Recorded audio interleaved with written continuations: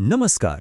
ચાલો આજે એક એવા ખાસ દિવસ વિશે વાત કરીએ જે ભૂતકાળને ભૂલીને એક નવી જ શરૂઆત કરવાનો મોકો આપે છે.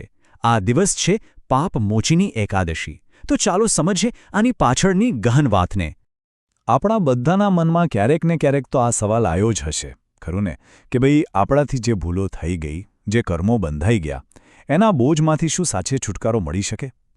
શું એકદમ કોરી પાટી જેવી નવી શરૂઆત શક્ય છે? અને મજાની વાત એ છે કે આ મોટા સવાલનો જવાબ છે ને એ આ દિવસના નામમાં છુપાયેલો છે. તો સૌથી પહેલાં એ જ સમજીએ કે આ પાપમોચીની શબ્દનો અર્થ શું થાય છે. જો આ નામમાં જ કેટલું બધું કહી જાય છે. આ છે ને સંસ્કૃતના બે શબ્દોથી બન્યું છે.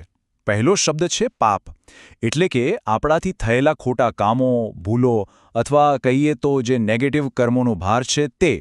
અને બીજો શબ્દ છે મોચીની, જેનો સીધો અર્થ છે મુક્તિ અપાવનાર. તો બંનેને ભેગા કરીએ તો અર્થ બિલકુલ સાફ છે, પાપોના બોજમાંથી મુક્ત કરનાર. આ પવિત્ર દિવસ હિન્દુ કેલેન્ડર મુજબ ચૈત્ર મહિનામાં આવે છે, બરાબર? જ્યારે વસંત ઋતુ ખીલી હોય. જાણે પ્રકૃતિ આપણને કહેતી હોય કે જેમ હું નવું રૂપ ધારણ કરું છું, એમાં તમે પણ આધ્યાત્મિક રીતે શુદ્ધ થઈને એક નવી શરૂઆત કરી શકો છો. અને એવું મનાય છે કે આ દિવસે રાખેલું વ્રત અજાણતામાં થયેલી ભૂલોનો ભાર પણ ઉતારી દે છે. પણ સવાલ એ છે કે આ દિવસનું આટલું બધું મહત્વ કેમ છે? એની શક્તિને જો સાચા અર્થમાં સમજવી હોય ને તો ભવિષ્ય પુરાણમાં આવતી એક કથા સાંભળવી પડે. આ કથા છે એક તેજસ્વી ઋષિ અને સ્વર્ગની એક અપ્સરાની. ચાલો આ કથામાં જરા ઊંડા ઉતરીએ. તો વાત એમ છે કે મેધાવી નામના એક મહાન ઋષિ હતા, જે ચૈત્રરથ નામના એકદમ સુંદર વનમાં કઠોર તપસ્યા કરી રહ્યા હતા. એમની તપસ્યા એટલી શક્તિશાળી હતી કે દેવરાજ ઇન્દ્રને પણ ચિંતા થવા લાગી. એટલે એમણે ઋષિનું તપ તોડવા માટે સ્વર્ગની સૌથી સુંદર અપ્સરા મંજુ ઘોષાને પૃથ્વી પર મોકલી. મંજુ ઘોષાના રૂપ, સંગીત અને નૃત્ય સામે ઋષિ મેધાવીનું મન ચડી ગયું. એ પોતાની તપસ્યા ભૂલી ગયા અને અપ્સરા સાથે જ સમય પસાર કરવા લાગ્યા. ઘણા વર્ષો પછી જ્યારે એમને અચાનક ભાન થયું કે એમનો તપ તો ભંગ થઈ ચૂક્યો છે, ત્યારે ગુસ્સામાં આગ બબૂલા થઈ ગયા. અને એ જ ક્રોધમાં તેમણે મંજુ ઘોષાને શ્રાપ આપી દીધો કે તું પિશાચી બનીને ભટકતી રહીશ. પણ જેવો ગુસ્સો શાંત થયો, ઋષિને પોતાની ભૂલ સમજાઈ અને ભયંકર પછતાવો થયો. હવે બંને જણા પોતપોતાના પાપ અને શ્રાપમાંથી મુક્તિનો રસ્તો શોધી રહ્યા હતા. અને ખબર છે ઋષિ કેટલા સમય માટે પોતાની તપસ્યામાંથી ભટકી ગયા હતા? 1-2 વર્ષ નહીં, પૂરા 57 વર્ષ. જરા વિચારો, આ આંકડો જ બતાવે છે કે એમની ભૂલ કેટલી મોટી હતી અને એનો પછતાવો કેટલો ગહન હશે. તો હવે આનો ઉપાય શું? પસ્તાવાની આગમાં બળી રહેલા મેધાવી ઋષિ પહોંચ્યા એમના પિતા મહર્ષિ ચ્યવન પાસે અને એમણે જ આનો રસ્તો બતાવ્યો.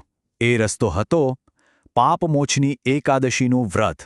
એક જ વ્રત જે ઋષિની ભૂલનું પ્રાયશ્ચિત પણ કરાવી શકે અને મંજુ ઘોષાને શ્રાપમાંથી મુક્તિ પણ અપાવી શકે. બંને માટે એક જ ઉપાય. તો આ કથા પરથી આપણને આ દિવસનું મહત્વ તો બરાબર સમજાઈ ગયું, પણ માની લો કે કોઈને આ વ્રત કરવું હોય તો એની વિધિ શું છે? ચાલો હવે એની વાત કરીએ. આ વ્રતની વિધિ ખૂબ જ શ્રદ્ધાથી કરવામાં આવે છે. સૌથી પહેલાં તો સૂરજ ઉગે એ પહેલાં બ્રહ્મ મુહૂર્તમાં ઉઠીને સ્નાન કરવાનું હોય છે. પછી શુદ્ધ થઈને ભગવાન વિષ્ણુની મૂર્તિ કે ફોટા સામે બેસીને હાથમાં થોડું જળ લઈને વ્રતનો સંકલ્પ લેવાય છે. સંકલ્પ એટલે એક જાતની પવિત્ર પ્રતિજ્ઞા. ત્યાર પછી ભગવાન વિષ્ણુને તુલસીના પાન, પીળા ફૂલ, ફળ, ધૂપ, દીપ જેવી વસ્તુઓ અર્પણ કરવામાં આવે છે. આખો દિવસ ઉપવાસ રાખીને ઓમ નમો ભગવતે વાસુદેવાય મંત્રનો જાપ કરવાનો હોય છે અને મનને ભગવાનમાં કેન્દ્રિત કરવાનું હોય છે. અને પછી બીજા દિવસે સવારે એટલે કે દ્વાદશીના દિવસે વિધિપૂર્વક ઉપવાસ છોડવામાં આવે છે, જેને પારણું કહેવાય છે. હા, અને ઉપવાસ દરમિયાન શું ખાવું અને શું ન ખાવું એના પણ કેટલાક નિયમો છે, જેમ કે ફળ, દૂધ અને દૂધની બનાવટો, સૂકા મેવા, સાબુદાણા, બટાકા જેવી વસ્તુઓ લઈ શકાય છે. પણ ખાસ ધ્યાન એ રાખવાનું છે કે કોઈપણ પ્રકારનું અનાજ, ચોખા કે દાળ કઠોળ આ દિવસે ખાવામાં આવતા નથી. અત્યાર સુધી આપણે કથા સાંભળી, વ્રતની વિધિ પણ જાણી, પણ આ બધું કરવા પાછળનો મુખ્ય હેતુ શું છે? આખરે આ આધ્યાત્મિક શુદ્ધિથી શું ફાયદો થાય? ચાલો હવે એના લાભ વિશે વાત કરીએ. જો આ વ્રતના ફળ ઘણા ઊંડા છે. સૌથી પહેલો અને સૌથી મોટો ફાયદો તો એ જ છે કે આપણાથી થયેલા પાપો અને નકારાત્મક કર્મોનો બોજ હળવો થાય છે. એનાથી જીવનમાં જે નડતર આવતા હોય, જે દુર્ભાગ્ય જેવું લાગતું હોય એ દૂર થાય છે. મનમાં એકદમ શાંતિ અને પોઝિટિવિટીનો અનુભવ થાય છે. આ સિવાય આ વ્રત આપણી અંદરની આધ્યાત્મિક શક્તિને વધારે છે, ભગવાન વિષ્ણુની કૃપા મેળવવામાં મદદ કરે છે અને જીવનના અંતિમ લક્ષ્ય એટલે કે મોક્ષ સુધી પહોંચવાનો રસ્તો પણ સરળ બનાવે છે.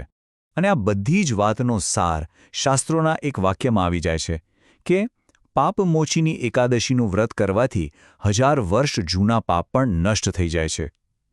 આ વાક્ય કેટલું શક્તિશાળી છે નહીં? એ આપણને એક આશા આપે છે, એક વિશ્વાસ આપે છે કે આપણો ભૂતકાળ ભલે ગમે તેવો રહ્યો હોય, પણ સાચા મનથી કરેલું પ્રાયશ્ચિત આપણને હંમેશા એક નવી અને શુદ્ધ શરૂઆત કરવાની તક આપી શકે છે.